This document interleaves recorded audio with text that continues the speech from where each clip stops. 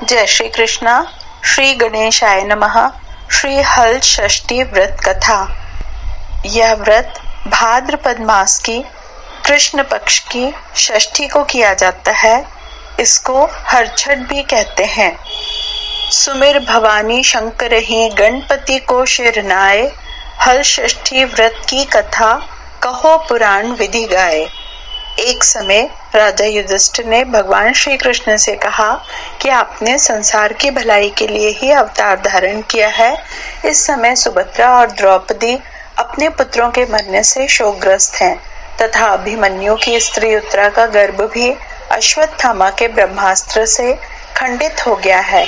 माता पिता को संतान के बिना अत्यंत दुख है।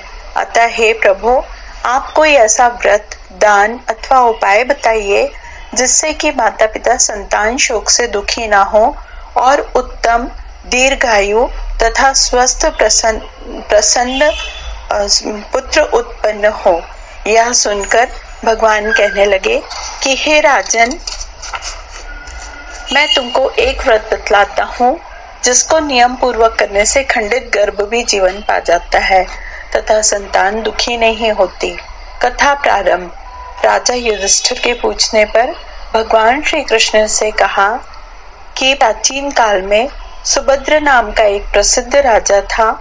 उसकी रानी का नाम सुवर्णा था और उसके एक हस्ती नाम का प्रतापी पुत्र था जिसने अपने नाम से हस्तिनापुर बसाई। राजपुत्र एक दिन धात्री के साथ गंगा जी में स्नान करने गया और गंगा जी में जल क्रीड़ा करने लगा।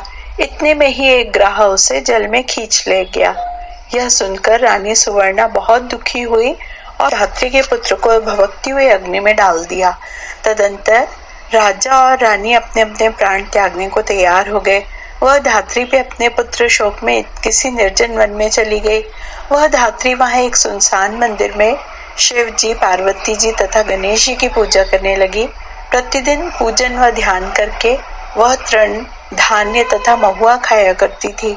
भगवान बोले कि हे राजा युधिष्ठिर, इस प्रकार व्रत करते हुए उसके प्रताप से भाद्रपद मास की कृष्ण पक्ष की षष्ठी के दिन नगर में एक अद्भुत दर्शन हुआ कि एकाएक धात्री का पुत्र अग्नि में से जीवित निकल आया।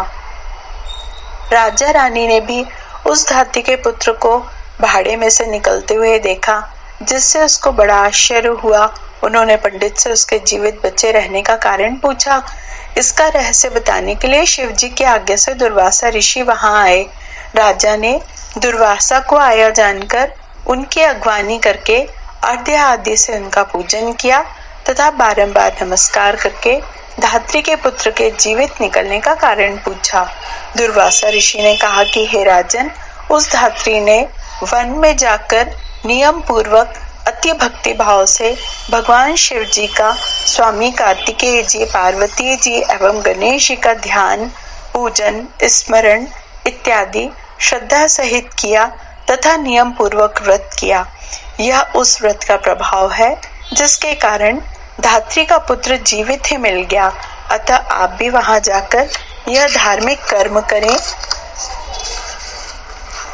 श्री कृष्ण जी ने राजा युधिष्ठिर से कहा कि हे राजन, राजा और रानी ने दुर्वासा ऋषि को विदा कर दिया।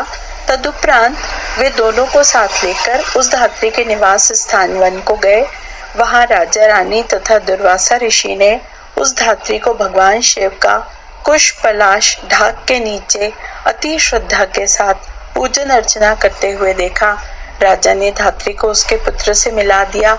धात्री ने राजा को उस उत्तम व्रत के महात्मा को सविस्तार बता दिया।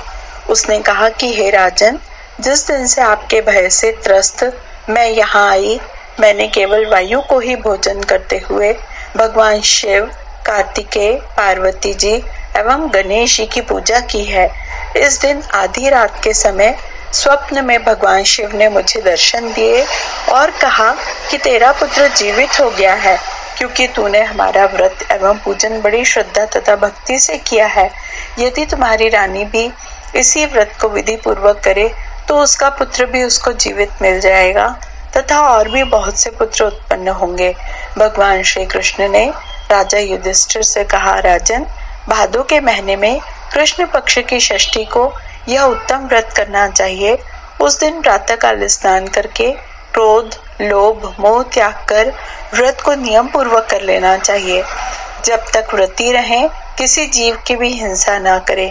व्रत संपूर्ण करने के लिए चींटी आदि का मार्ग भी उल्लंघन न करें तथा दोपहर के समय अपने मित्रों सहित पलाश, ढाक तथा कुशा के नीचे भगवान शिव, पार्वती, स्वामी कार्तिकेय तथा गणेश जी की मूर्ति स्थापित करके धूप, दीप, नैवेद्य आदि से विनय भक्ति भाव से पूजा करें और प्रार्थना करें कि हे सौम्य मूर्ति, पंचमुखी, शूलधारी, नंदी, श्रृंगी, महाकाय आदि गणों से युक्त आप भगवान शिव को मैं साष्टांग नमस्कार करता हूँ। शिव हर कांता, प्रकृति श्रेष्ठ हेतु सौभाग्यदायिनी गौरी और माता पार्वती को मैं नमस्कार करता हूँ। हे मयूर वाहन, हे क्रौंच पर्वत के विदीर्ण करने वाले कुमार विशाख और स्कंद, आप स्वामी कार्तिकेय को बारंबार नमस्कार है। फिर एक दंत श्री गणेश जी की अभ्यर्थना करें कि हे प्रभु मूषक वाहन, लंबोदर, आपको साष्टांग प्रणाम है।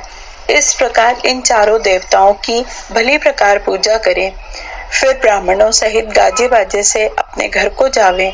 उस दिन समा के चावल का भोजन करें और दही, दूध, घी तथा मट्ठा विशेष रूप से खाएं। दुर्वासा ऋषि ने कहा कि हे राजन, जो स्त्री पुरुष इस व्रत को विधि पूर्वक करता है वह पुत्र और पौत्रवान होकर सुखी होता है।